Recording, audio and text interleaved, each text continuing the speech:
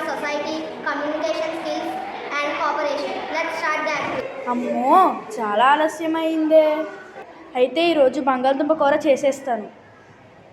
అమ్మ చంద్రకళ, నాకు దాహం వేస్తుంది, దయచేసి నాకు కొంచెం మంచినీళ్ళు ఇవ్వగలవా? తప్పకుండా అత్తయ్య గారు. అమ్మ చంద్రకళ, మా కోసం కాస్త టీ చేసి ఇవ్వగలవా? చేస్తానండి మావయ్య గారు. ఒక స్టవ్ మీద కూరగాయలు ఉన్నాయి, ఒక స్టవ్ మీద పప్పు ఉంది.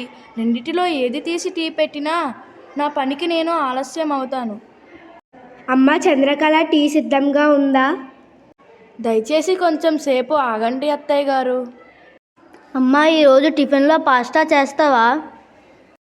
లేదు నాన్న, నేను ఈ వారం చివరిలో మీకు పాస్తా చేస్తాను. ఉదయం వేళల్లో అదనపు వంటకం చేయడం నాకు సాధ్యం కాదు. అరే, మీరు ఎప్పుడు బిజీగానే ఉంటారమ్మా. అమ్మ, షూ పాలిష్ ఎక్కడ పెట్టావు? అక్కడే షూ ర్యాక్లోనే ఉంటుంది, చూడమ్మా. కానీ నాకు కనిపించడం లేదమ్మా. అది అక్కడే ఉందమ్మా, నువ్వు సరిగ్గా చూసుంటే నీకు కనిపించేది. ఓ చంద్రకళ, నా లంచ్ బాక్స్ సిద్ధంగా ఉందా? ఇంకా సిద్ధం కాలేదండి. ఓ చంద్రకళ, అందుకే త్వరగా లేవడానికి ప్రయత్నించు. అప్పుడే నీ పనిని త్వరగా పూర్తి చేసుకోవచ్చు. నేను ఇప్పటికే 5:30 గంటలకు లేస్తున్నాను. మీరందరూ 6:30 గంటలకు మేల్కుంటారు. నేను ఇప్పటికే మీకంటే 1 గంట ముందుగా లేస్తున్నాను.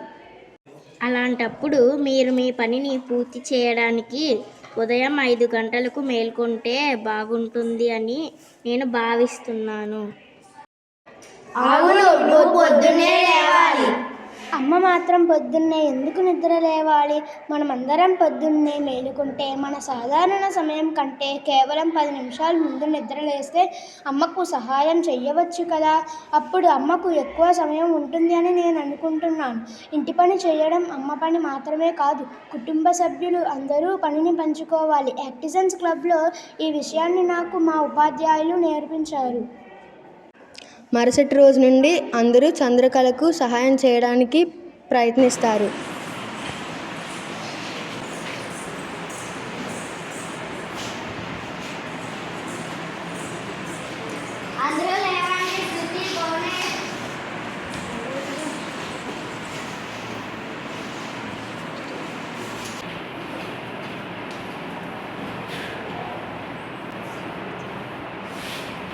నేను మొక్కలకు నీళ్లు పోస్తాను.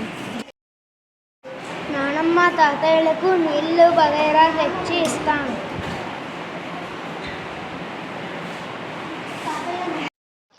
అమ్మ చంద్రకళ, కూరగాయలు ఇవ్వు, నేను కోస్తాను. అలాగే అత్తయ్య గారు. తమ్ముడు, బ్యాగ్ సర్దుకుందాం రా. సరే అక్క. నేను పిల్లల్ని బస్సు ఎక్కించి వస్తానమ్మా.